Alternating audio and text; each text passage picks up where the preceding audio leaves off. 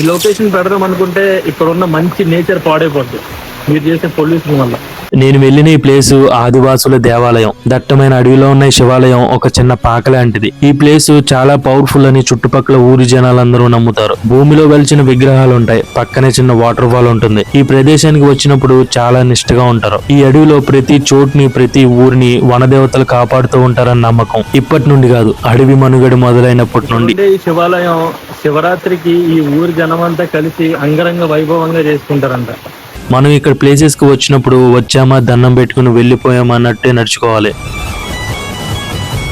మనం ఏం తప్పు చేసినా వెంటనే అది ఏదో విధంగా మీకు చూపిస్తుందని అండ్ చాలా పవర్ఫుల్ ల్యాండ్ అని నమ్ముతారు. చూడడానికి చాలా బాగుంటుంది. పక్కనే చిన్న జలపాతం నుండి వస్తున్న వాటర్ ఫ్లో సౌండ్, ఈ గాలి చాలా బాగుంటుంది. నేను వెళ్ళిన ఈ ప్లేస్ దట్టమైన అడవిలో ఉంటుంది. బైక్ కూడా వెళ్ళదు. 1.5 కిలోమీటర్ వరకు ట్రెక్ చేసుకుంటూ వెళ్ళాలి. ఒక పాజిటివ్ వైబ్ ని మీరు ఇక్కడ ఎక్స్పీరియన్స్ చేస్తారు. ఇది రంపచోడవరం ఎక్స్ప్లోరేషన్ లో 15th ప్లేస్. ఇది మడిచెర్ల గ్రామంలో ఫారెస్ట్ లో ఉన్న ఒక పవర్ఫుల్ శివాలయం.